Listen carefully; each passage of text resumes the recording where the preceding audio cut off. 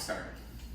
All right, hello everybody. So my name is Connor, and today we are going to be making a pasta carbonara with rigatoni pasta. And this is our group, Kayla and Vince. Would you guys like to say anything before we get started? Yeah. So the two main ingredients besides pasta will be egg and egg yolks and pancetta, which is pork belly.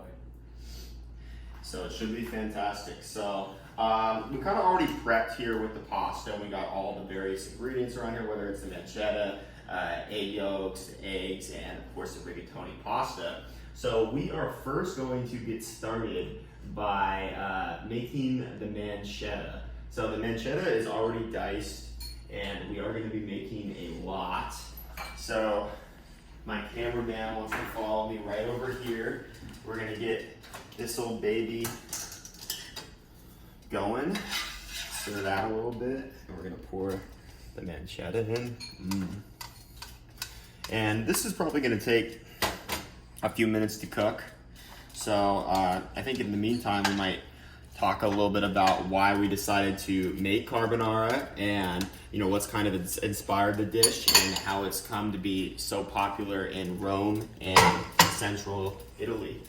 So for me personally, I went to Rome in July of 2019, and I went to this Italian restaurant called Opera Art, and they had a pasta carbonara there, and it was like one of the greatest things I'd ever tasted in my life. And ever since there, like I had never really had it before there, or before that time, but after that I was inspired to have it a lot more, and I've had it more in the States, and it's definitely one of my favorite Italian dishes. Have you guys had carbonara a lot before? Do you have like any experiences with it? Yeah, I have had carbonara before. When we were first talking about it, my first question was how to get its name, and it actually is related to the word coal cooking, which was because this dish was originally done typically by men, soldiers, due to the simple ingredients: egg, bacon, pancetta, pasta. It was easy for them just to make it, cold cook it, combine a couple rations of ingredients, and they just have a dense, hearty meal basically. So carbonara is really based off a simple, dense dish that was typically, men, soldiers that just wanted a hearty meal. I found out that some further research how it's kind of created, and there were soldiers in 1944 that they had pasta in their rations that were composed of powdered eggs, bacon, and liquid cream, and so they just kind of took those ingredients, combined them together with pasta, and that's kind of how carbonara was born. So, kind of fascinating. Yeah, that is really interesting, Kayla. And like building off of that, it is interesting that like soldiers during the war would have, a dish that I feel like we consider nowadays to be more upscale and definitely very decadent and good, and not something that you would expect soldiers to have. So I thought like learning about that history was very, very interesting. Just a little bit of a update over here. We now have the pancetta cooking. It's really starting to smell good, and should just be another moment here, and then we can continue with the rest of the carbonara making process.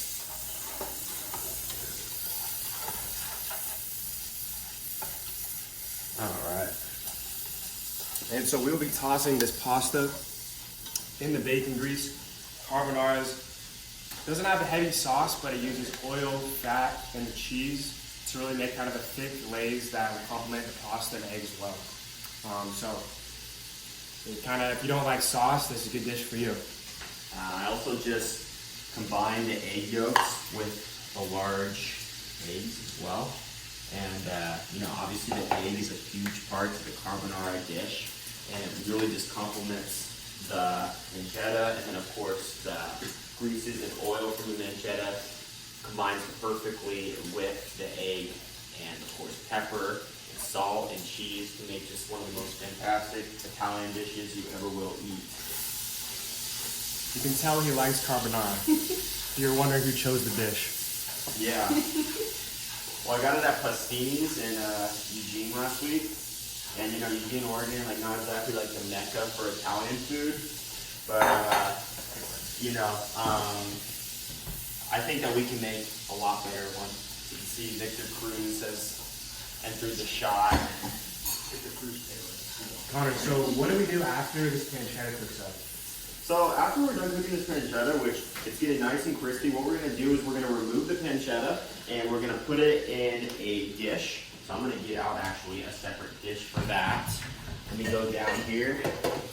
I'm gonna get out one of my Italian inspired dishes right here, as you can see with like the olives and the little leaves. I'm gonna put the pancetta in there, and then I'm gonna keep the oil in here, and we're gonna add all of this great pasta to there. We're gonna add some of the pot water that we use to boil the pasta, and we're gonna add the egg, and we're gonna swirl it all together, and then we're gonna add the pancetta back, and it's gonna be fantastic. We're all gonna, really enjoy this meal and have leftovers for many days to come. It's really like an Italian Thanksgiving. We're using rigatoni, but I first thought carbonara was mostly spaghetti. Could be even thicker spaghetti noodles, but really it's more about the combination of these simple, dense ingredients. So you can use whatever pasta you want, and we just happen to have an excess amount of rigatoni, and I like rigatoni. So, Caleb? Yeah, I'm just making sure we have this recipe all right. I think it's gonna be I'm willing it into existence. I really think this is gonna be an incredible dish that we are all going to enjoy. As you can see, Vince is kind of taking the ropes here on cooking the pancetta. We're definitely, pretty close to having it done. I think it's definitely starting to look pretty crispy and good. And yeah. What do you think? I think it might be done. You think it's done? All right, so if it's done, what we're gonna do is, in the best way possible, Vince, can you start? Thank you, my good sir. We're gonna keep that grease in there though. Yep. It's okay if a little bit of the like a little bit of the meat's still in there, because we're gonna put the pasta. This will kind of just be like the stuff that complements it a little bit. One more. All right, cameraman, if you don't mind, showing all of people out there that we still have that grease in there, and we have this pancetta right here. So I'm going to place this right here, and what I'm now going to do is I'm going to take this pasta, and I am going to pour it in here. This is all right, and then I'm going to stir it. Let's actually use, let's see, what do I have here to use? This will probably be best.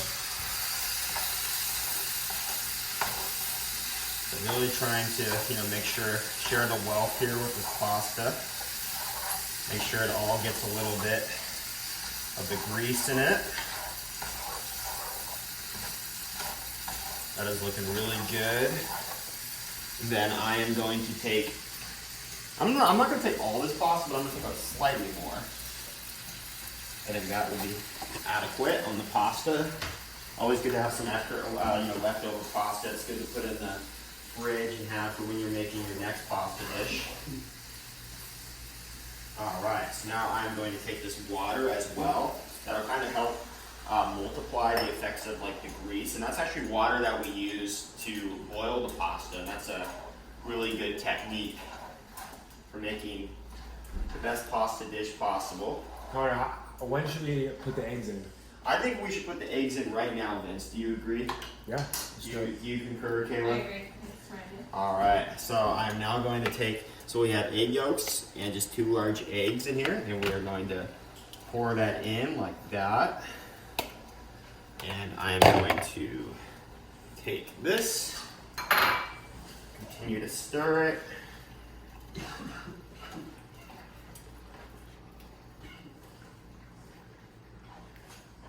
is really going to turn into an unbelievable pasta dish.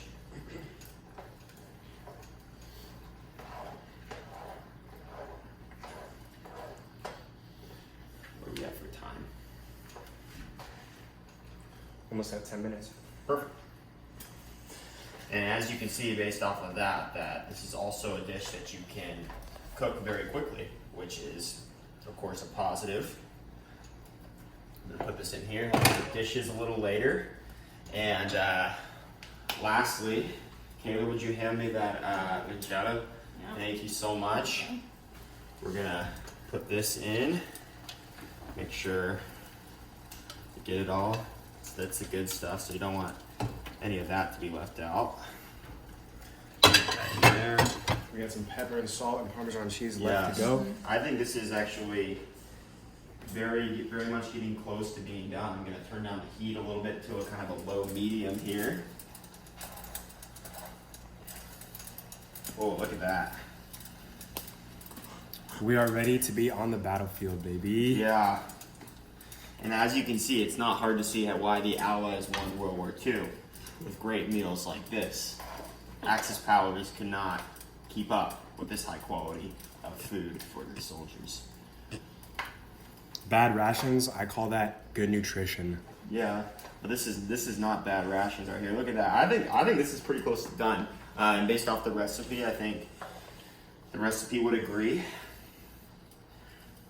What do you guys think of that? Cameraman, can you please give us one good shot of that incredibly cooked carbonara? That looks absolutely fantastic. Let's season this puppy up. No cheese yet. Look at that, Also folks. gonna add some pepper. And ooh. All right. And I think Vince also wants to add some pepper. Oh, that's pepper. Yes, it is. You know, it is allergy season here in Eugene, so pepper will just add on to that. But it really is like a great Kayla? Should I add some garnish. pepper? Yes. Just a little tiny bit. I think There we go. we're almost all peppered up on it. Maybe some. What? Oh, yes, great idea. This is why he gets paid the big bucks. Oh, Parmesan, thank you. And I'm also gonna put some salt on there. You guys go with some salt?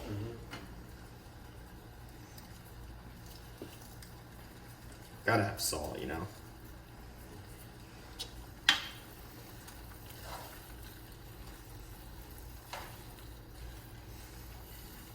All right, and then we'll also have some cheese for, you know, to add on as garnish, but I'm also gonna put some cheese in here just like this, just to have to, you know, really mix in and have it melt with the pasta. I'm just gonna turn the burner off too now. All right, so got some extra cheese right here. I think now it is time for us to dish up and see how good this pasta dish actually is. So, Kayla, ladies first. Let me get out some plates. Help yourself, and I'll get out some forks as well. And actually, hang on. Just for the purpose of the video, and to have it as aesthetically pleasing as possible, it's actually take this. I'm gonna hold the. Oh, thank you. I'm actually gonna take these. You can set it down if you want. I'll bring it over there. Okay. Let's put it right there. Vince, you can kind of guide me here. Maybe just take the spoon.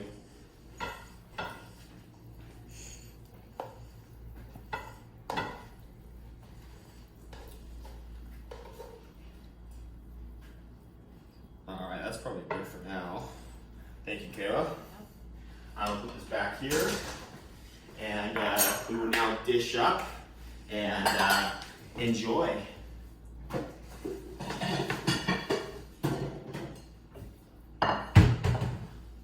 Let me show you what Italian pride looks like.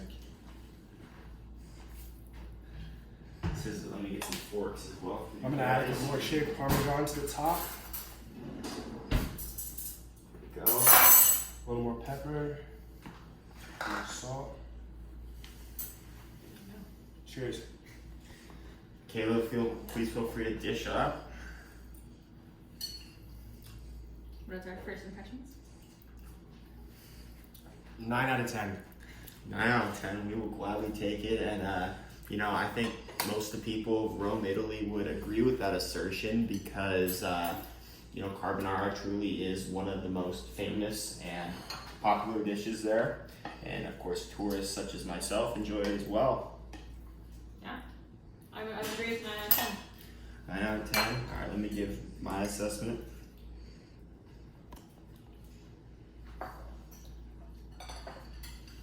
And that's really good. I'm gonna give it like an 8.8 out of 10 just because I'm a tough critic, but Gordon Ramsay-esque. But yeah, so in closing, like, I'm just curious, like, what are some of your guys' like biggest takeaways from this class? You know, Romantic Languages 151, and learning about you know the intersection of Italian food and Italian culture. For me, it was really just the history of the Renaissance era, you know, to World War One, to World War Two with Mussolini, and now to present day in Italy, how the food has came over to America, some has stayed, but really just how the two countries have kind of intertwined, and now Italian Americans are my favorite kind of people now. I would agree. I mean, I feel like just learning about like the different aspects of kind of where all the food came from, like this recipe coming from World War II, and just kind of how this is such like a known recipe in Italy and kind of around the world, and just finding out that that's from World War II is kind of fascinating. Yeah, you know, Kayla and Vince, I'm totally with you guys. It was really great to kind of hear the intersection of Italian foods and culture, and kind of learn how historically wrapped food is with the history of Italy, especially since unification in the mid-1800s. I've always been fascinated by Italian culture, especially like the way the Italian Cosa Nostra, or the Italian American mob, has been portrayed in films. So it was great to explore that and kind of more of the food options in this class. Do you have any closing thoughts before we end? No, I think it was good. All right, well, thank you all for joining us today, and we hope that you have a better understanding of the background and history of carbonara and why it's one of the best Italian dishes. Thank you.